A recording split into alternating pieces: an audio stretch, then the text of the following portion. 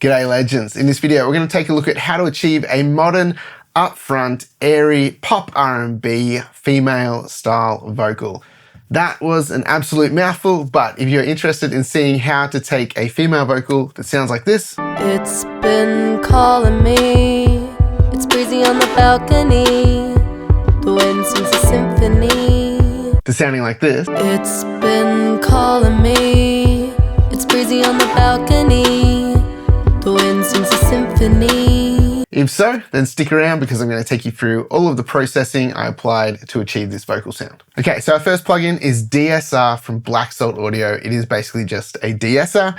You just set the range, you set the threshold, and that's all there is to it. So sometimes I like to put a DSR first in the vocal chain just to catch any really loud bits of sibilance and just kind of rein it in before we hit a compressor or anything like that. So this is what it's doing. It's been calling me, it's breezy on the balcony, the wind sings a symphony. So you can see it's only hitting around -4 dBs of gain reduction on those bits of sibilance, but it can go up to a maximum of 9 dBs. That's why you set the range. So there must be some points throughout the track where it does go a little bit heavier, but you can see it's only working when it needs to. I've got a bunch of DSR plugins, but DSR is just a really nice, smooth sounding DSR. All right, our next plugin is VocalTune. So this is a pretty new plugin from a company called Tune Plugins, which is actually like a sister company to Safari Pedals. So basically we just set the key, E minor, and we're in transparent mode. We've got the tune speed to 20 milliseconds and then the amount to 77%. So check this out. It's been calling me, it's breezy on the balcony, the wind sings a symphony. Am I where I belong? So just some nice auto-tune. Now I know some people who watch this channel are pretty vocal about the fact that they don't like auto-tune, and that's totally cool. That is a stylistic choice, but staying true to the artist vision, that's why I've got auto-tune on here.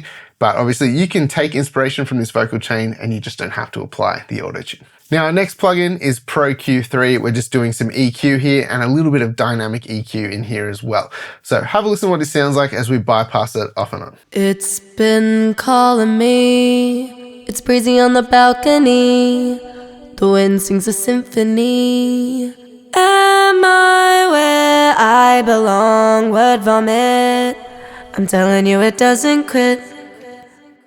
So you can hear this is just really cleaning it up. It's getting rid of that mid-range muddiness that you sometimes find in a vocal around 700 to 1000 hertz. And you can see that's what I've done here, quite a wide bell, and I've pulled it down -4.5 dBs at 746 hertz. So that's just getting rid of a bit of that like honky mid-range. My friends keep calling them my evil monologues. You can hear as I boost it up, it's actually making the limiter distort a little bit. Really doesn't like that frequency range when it jumps out. It's been calling me, it's breezy on the balcony, the wind sings a symphony.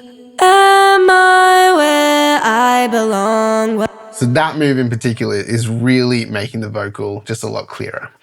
Then we're adding a little bit of air at 13.5K, about 2.5 dBs. This is kind of subtle. It's just adding a bit of top end detail to it.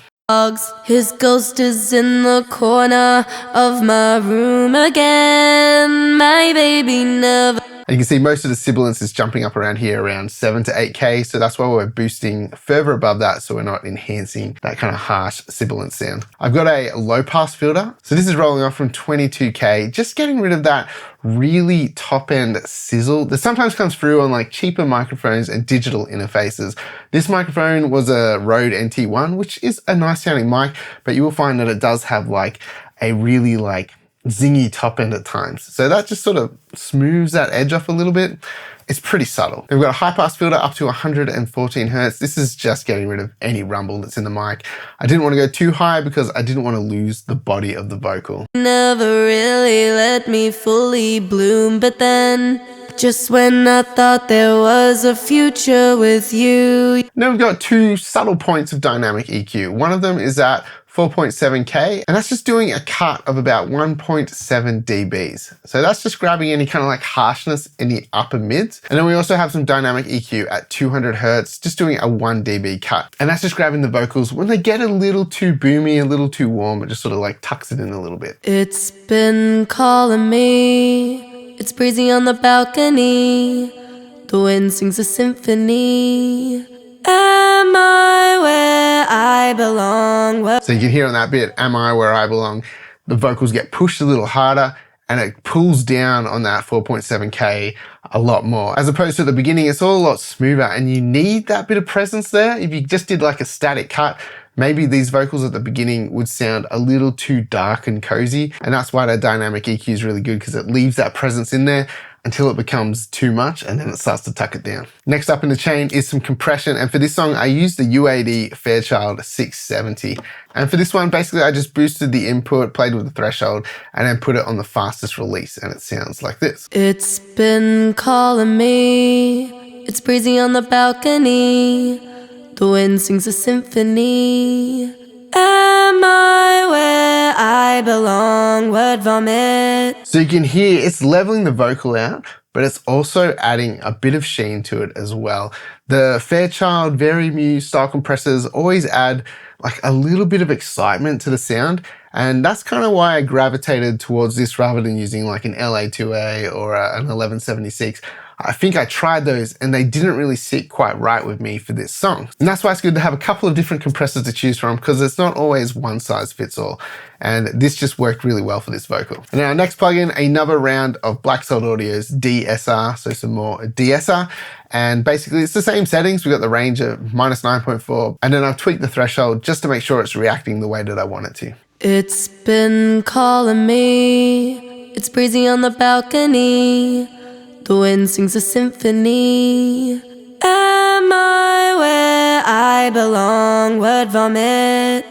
I'm telling you it doesn't quit. So you can see this is basically just tickling those S's and T's now. It's not doing any real heavy lifting, but it is just making them a little bit more consistent. And if any do really poke through, this is gonna grab it. Next up, we've got some multi-band compression. We did have that dynamic EQ that we were using in Pro Q3, but this is after the stage of compression now. And so I just wanna like get this stuff a little bit more under control. And we're kind of working on similar areas. We've got 187 Hertz, basically around 200 Hertz where vocals can get a little bit boomy and a little bit murky sounding. So we just wanna kind of control that area a little bit more. And then we're also doing some compression at around 3.1K. So just where vocals can get a little bit harsh, but I've also boosted this up 1 dB and the range is set to -3.6 dB. So we're boosting that presence, but at times it's gonna get tucked down a bit as well. So trying to just like even that area out a bit more. It's been calling me, it's breezy on the balcony, the wind sings a symphony. Am I where I belong? Word vomit. So you can hear we're making the vocals a little bit clearer again because we're controlling that low mid particularly, just making sure they don't get boomy at any point. And then next up, we've got some mono to stereo chorus. This is just some basic chorus within Logic. We've got it at 7%, basically just the startup settings. I just like the way that this makes the vocal just sound a little bit smeared across the stereo image. It's been calling me, it's breezy on the balcony, the wind sings a symphony. Am I where I belong? Word vomit. So just a touch of that. I like what that does to vocals. At 7%, it's pretty subtle, but I do find it makes S's and T's a little bit less harsh. So that's the channel strip for our individual vocal. It's been calling me, it's breezy on the balcony. It's been calling me, it's breezy on the balcony. So it sounds a whole lot clearer now. We've taken away a lot of the muddiness and murkiness out of the vocal. It's less dynamic, it's not bouncing in and out, it's more consistent sounding, and it's just sounding a lot better. But there's still a few more things to go. So we also have some processing on the vocal bus, so where all of the vocals are being sent. And in this mix, there was actually quite a lot of vocals and ad-libs. We're just focusing on this lead vocal, but all of those vocals are coming into the vocal bus and are getting this processing as well. So this is just some overall EQ on all of the vocals. I'm doing a small cut at 1.7K minus 1.6 dBs, just getting rid of that sort of nasally radio sound. The wind sings a symphony. Am I where I belong? Word vomit. Just makes the vocals sound a little bit smoother. I just felt like there was a little bit of a build-up going on in the vocal and I didn't really like that. Doing a small cut on the vocal bus worked really well. Then we have VMR and we're just pushing in a little bit of revival, which is basically like a really high frequency exciter. So this is where we're getting a little bit of that sort of sparkle and shimmer to our vocal. It's been calling me. It's breezy on the balcony. The wind sings a symphony. Am I where I belong? Word vomit.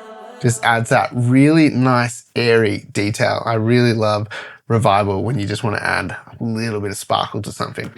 Works great on vocals, works great on drums, acoustic guitars, works great on heaps of stuff. So next up, we've got some compression on our vocal bus, and I'm just using the Logic stock compressor with the Studio VCA setting, and basically the ratio is like 4:1, basically 3.7:1, whatever that is. And then we've got the attack at 7 milliseconds and the release at 8.9 milliseconds. So fairly fast attack and a fairly fast release. I kind of just want to grab the vocals and just rein them in a little bit more. And this is only doing like a couple of dBs of gain reduction, but then when all of the vocals, like all of the double tracks and all of the group vocals kind of hit it, it sort of pulls it all in a little bit more and just keeps the whole vocal bus under control. But at the moment, we're just hearing the lead vocal through it. On the balcony, the wind sings a symphony. Am I where I belong? This is making the vocals even more consistent. Have a listen to what it sounds like when the vocals push a little bit harder. They still jump out a little bit, and that's what this compressor is doing. It's really like reining that in. So this is with it bypassed. The wind sings a symphony. Am I where I belong? Word vomit. The wind sings a symphony. Am I where I belong? Word vomit. So that bit, am I where I belong, without this compressor, just pokes out a little bit. And this is just making sure we're not getting any of that stuff. It's not getting any pokey words that jump out. It's keeping it really solidly consistent. And our last plugin on the vocal bus is the poor man's Soothe Smooth Operator. So check this out. We've got it on the top end cleanup preset. Just basically a go-to preset for me when I just want to keep vocals from being harsh sounding. I want to rein them in a little bit. This is my go-to. It's been calling me. It's breezy on the balcony. The wind sings a symphony. Am I where I belong? So you can see it's acting like a de-esser essentially, but it's just grabbing frequencies from around 10K up. And if anything extra harsh jumped out around 5K, it would also be grabbing around that area too. They're all kind of areas where vocals get a little harsh sounding. And because we're boosting a lot of air, we're cutting a bit of mids out, we need to control the sibilance in the vocal particularly. We've got 2 loads of de-esser on the vocal channel strip, and then this is like a third stage of de-essing basically, but also just like de-harshing the vocal, but we still get all of that nice airy presence that we've added to the vocal.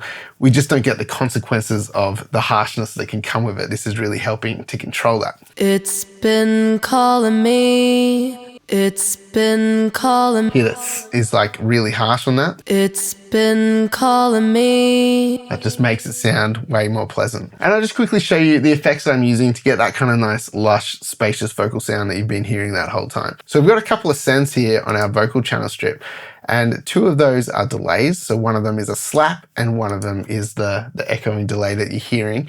And these effects are also being sent into our vocal bus. So rather than sending these effects from the vocal bus, which sometimes I'll do, I've created them within the vocal bus. So all of these are getting the processing that we just went through on the vocal bus. So that's being applied to these effects. Hopefully that makes sense. So our first send is going to a slap delay, which we're using the Rap Slapback Vox preset from the D16 repeater.